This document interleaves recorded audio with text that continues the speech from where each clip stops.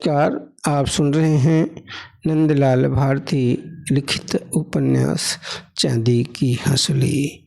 इस उपन्यास के 31वें एपिसोड के अंत में आपने सुना था कि सुनहरी आंखों से बहते हुए आंसुओं को पल्लू से पोंछते हुए प्रेमनाथ से धीरे से बोली, क्यों जी, हमारी हंसुली के साथ तो ऐसा नहीं होगा। प्रेमनाथ बोला, नहीं होगा, चलो यहाँ से कहते हुए कलसू की हवेली से दिल पर एक और बोझ लेकर चल पड़ा अपने घर की ओर।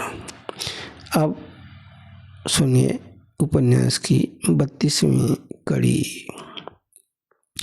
प्रेमनाथ के ऊपर मुसीबत के बादल मंडरा ही रहे थे। शामू की मौत का गम, घर में जो कुछ रकम थी वह भी गिरवी रख दी गई थी। ये सब दुखदाई था प्रेमनाथ और सुनहरी के लिए। इन्हीं गमों में एक गम और शुमार हो गया।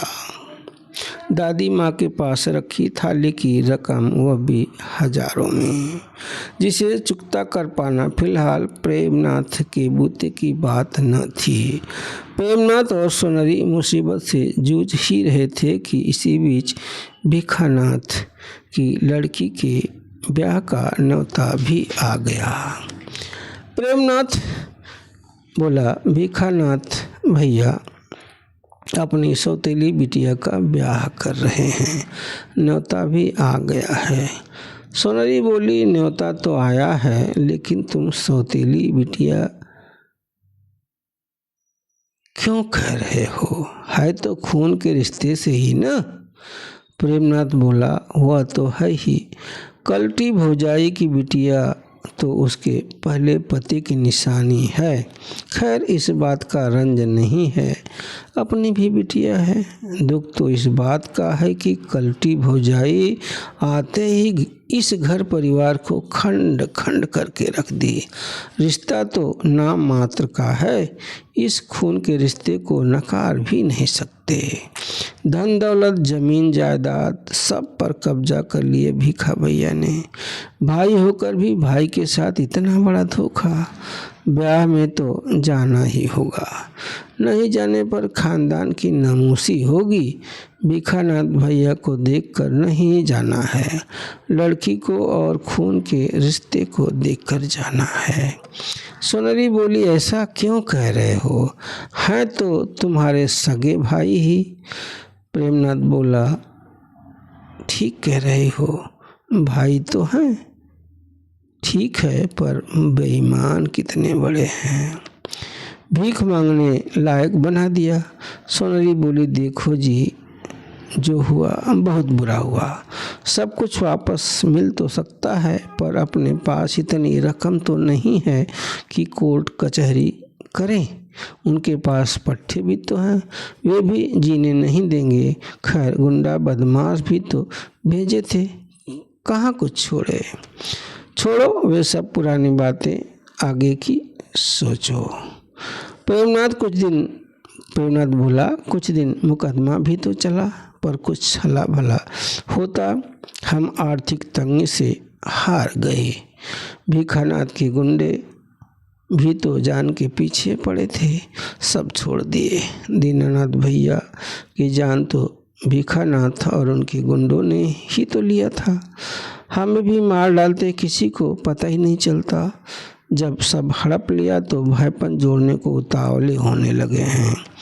सुनहरी बोली, देखो लड़की का ब्याह है, चले जाना, विदाई होते ही चले आना, बाकी सब भगवान के भरोसे छोड़ो, मुँह दिया है तो आहार भी देगा। प्रेमनाथ बोला, बस भगवान की कृपा हो जाए, न जाने कब भगवान मुसीबतों से पीछा छुड़वाएगा। सुनहरी बोली, ठीक कह रहे हो, हाड़ फोड़ मेहनत के बाद भी अपने दिन नहीं फिर रहे हैं। एक मुसीबत से पीछा छूटता नहीं, दूसरी आ टपकती है। न जाने किस जन्म के अपने कर्म बिगड़े हैं कि हम इस जन्म में भोग रहे हैं। प्रेमनाथ बोला, मेहनत का कुछ फल मिला है। ये भैंस बैल जो बंधे हैं अपनी मेहनत की बरकत है। मेहनत मजदूरी से नमक रोटी तो मिल ही जा रही है। हाँ, 2-4 बिस्सा अपने पास भी जमीन होती तो भूमिहीन तो नहीं कहे जाते। कहते अपने बाप दादा के पास बहुत जमीन थी, पर जमींदारों ने हड़प लिया। अपनी हुकूमत के बल पर जमींदार जबरदस्ती अंगूठा लगवाकर भूमि मालिक से भूमिहीन बना दिए। आज रोटी रोजी के लिए संघर्ष कर रहे हैं। सोनरी बोली, वैसे ही जैसे बड़ी मालकिन एक थाली के बदले हजारों मांग रही हैं, ऐसे ही पुराने जमाने में हमारी जागीरें शोषकों ने हड़प लिया और हमें भूमिहीन बना दिया। प्रेमनाथ बोला, हाँ, ऐसे ही ठगों ने हमारी जमीन जायदाद पर कब्जा कर लिया, जैसे अंग्रेज अपने देश में व्यापार करने आए थे। धीरे धीरे करके देश को गुलाम बना दिए। यही हाल हमारे पुरखों के साथ भी हुआ है। उन्हीं के खेतों में हम आज भूमिहीन होकर मजदूरी कर रहे हैं। जो खेत कभी हमारे थे, क्या नसीब है अपनी। सोनरी, जमीन सिर्फ एक टुकड़ा नहीं होती, जमीन की एक आत्मसम्मान होता है। जमीन किसानों के लिए बहुत बड़े आत्मसम्मान की बात होती है। हम किसान होकर जमींदारों के खेत में पसीना बहा रहे हैं। सोनरी बोली, पुरानी बातें छोड़ो, जेठ जी के लड़की के ब्याह में जाना है कि नहीं। प्रेमनाथ बोला, तू कह रही है तो जाना ही पड़ेगा। वहाँ जाना खतरे से भी खाली तो नहीं लगता। जब अपने सगे नहीं हो रहे हैं तो पराए क्या होंगे। वहाँ सभी तो पराई होंगे। अपने गांवपुर का तो कोई होगा नहीं, इस बात का डर है। सोनरी बोली, तुम्हारे भैया तो सचमुच बेईमान हैं। अब हमें उनके मुंह पर थूकना होगा। उनकी बेटी के ब्याह में जाकर हमें ब्याह में देखकर लाज से तो मर ही जाएंगे। तुम्हारे भाई साहब, कन्यादान तो देना ही चाहिए। लोग दूसरों की बेटी का कन्यादान करते हैं। यहाँ तो तुम्हारे भाई की बेटी का ब्याह है। भले ही तुम्हारी कलटी भौजाई अपने पहले पति की निशानी लेकर आई है, अब तो वह इसी खानदान की हो गई है। प्रेमनाथ बोला, हाँ, वह तो हो ही गई है। ब्याह में खाली हाथ जाना भी तो ठीक नहीं है। सोनरी बोली, क्या हंसुली गढ़वाने का मन हो रहा है।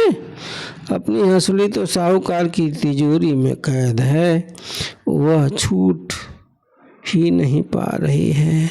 अरे 5-10 देकर कन्यादान कर देना, और क्या करना है।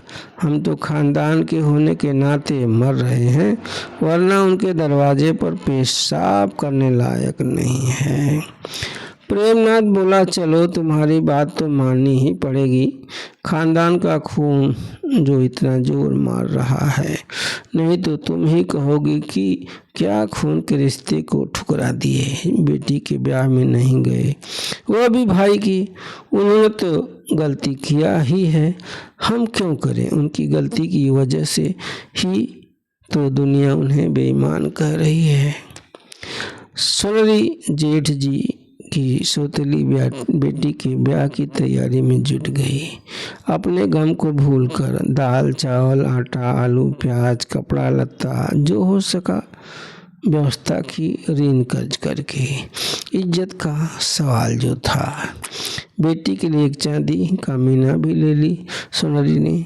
चांदी की हंसुली बनवाने की औकात तो नहीं थी, पर उसे पछतावा था कि बिटिया को हंसुली नहीं बनवा पाई। सोनरी भी प्रेमनाथ के साथ न्योते में गई। बारात आने ही वाली थी। औरतें श्रृंगार पटार में व्यस्त थीं। बेचारी सोनरी मुसीबत की मारी एक कोने में बैठी थी। औरतें बोल कर गहने पहन रही थीं। कोई कहती, अरे हंसुली भारी हो गई है, तो कोई कहती चंद्रहार का वजन ज़्यादा लगने लगा है, कोई कहती हंसुली गले में अब कसने लगी है। गाने की तारीफ सुनकर सोनरी की पलकें गीली होने लगी।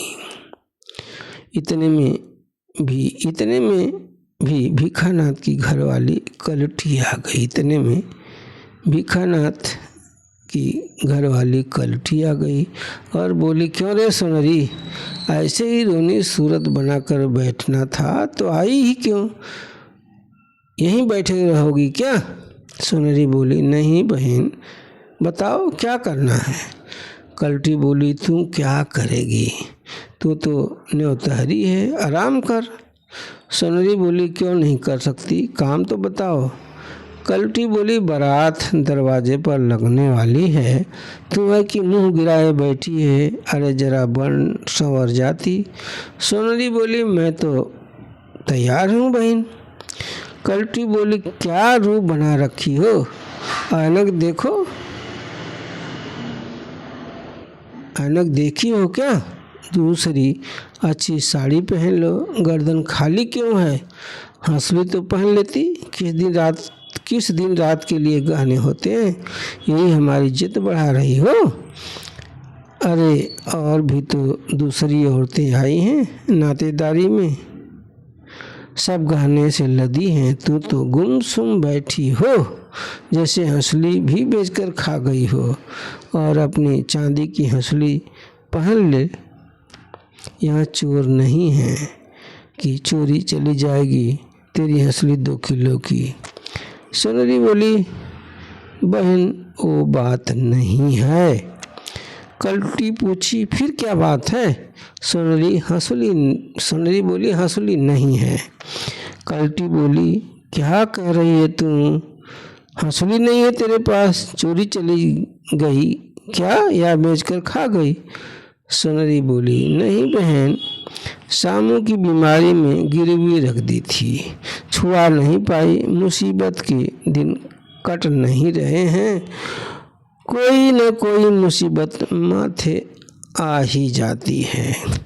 कलटी बोली, अब नहीं छूट पाएगी तेरी हंसली।